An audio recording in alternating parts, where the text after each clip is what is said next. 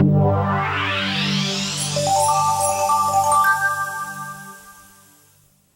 this year's Australian Grand Prix at Adelaide is an historic race as the turbos are phased out, and 1989 will see Formula One return to all normally aspirated engines. Rather than wait for history to be created, though, Kenny Sparks, the owner of more cars than Mr Honda, went looking for some at Oran Park, where the Bicentennial Historic 88 races were in action. The first car he came across had some ties with last year's Australian Grand Prix, where the pride of Italy, Gerhard Berger, was a winner in the Ferrari. The winner was number 12, Gonzalez of Argentina, driving a Ferrari at an average speed of 96 miles an hour. The year is 1951 and this car has just crossed the line in the British Grand Prix. It's probably the most historic Ferrari in the world today because this is the car that won the first Grand Prix for Ferrari. Today, the proud owner is Gavin Bain from New Zealand.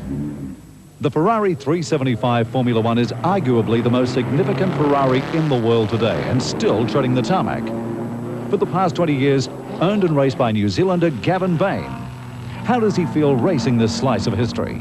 I can't understand the people who just polish them and put them in their sheds. I didn't spend 20 years fixing it to look at it. So basically to you, you want to be as competitive as possible? As possible, yes. I'm not terribly competitive, but I have a lot of fun.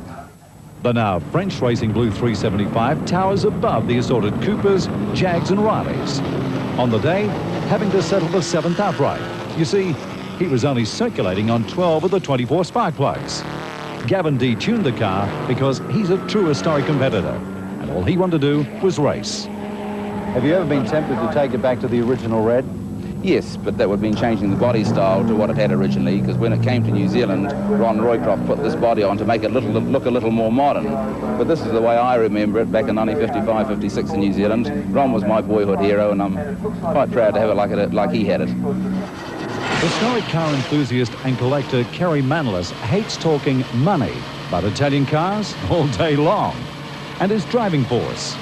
Well, I love the history. A lot of these cars, particularly Maseratis, Ferraris, have got a tremendous amount of history, and I love sports racing cars, the road races, the endurance road races, the cars that ran in the Mille Milles, the Targa Florios, the Carrera Panamericana, and the Le Mans endurance races.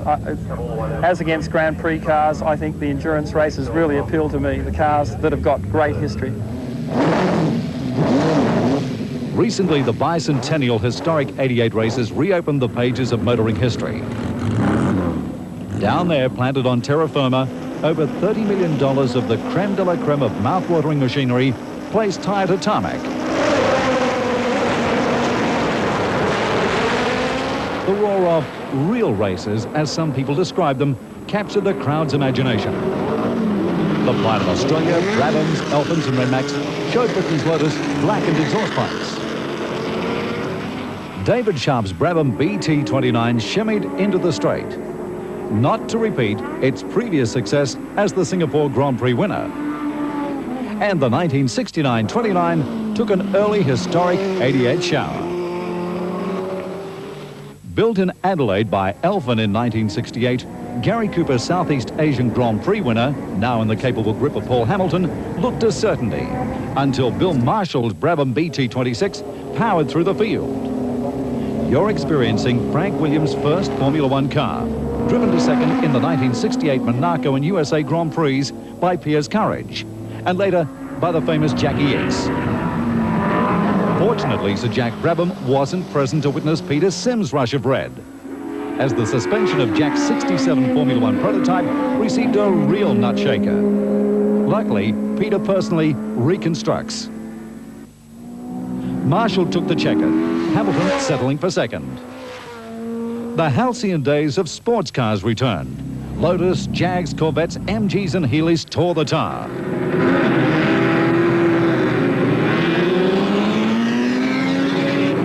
New Zealand's Paul Lewick's Lister Jag celebrates its 30th birthday, as Australia celebrates its 200th.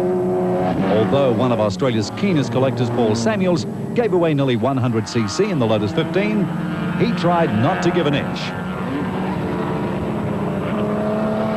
The forward momentum stopped for many, including Austin Healey. First, John Dowsett's 104 was left high and dry. then the concrete crunch.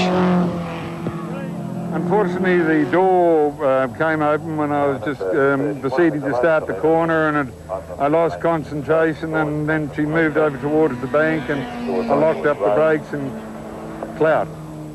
Lewich's Lister survived Samuel's Lotus onslaught, and a car length's win resulted.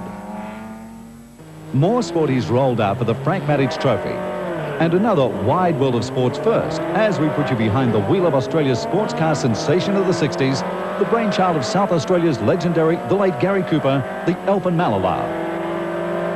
Back in its heyday in kit form, $4,000. Today, no change left out of $70,000. The way owner Stephen Knox, historic sports and racing car president, pedalled showed he didn't have dollars on the brain. And if you think these gems are tired old tarts, Brian Sampson's '68 Chevron circulated only seconds over Dick Johnson's Sierra times. Sambo's classic confrontation with Max Warwick's McLaren again proved they couldn't care how many heart attacks their respective back managers suffered.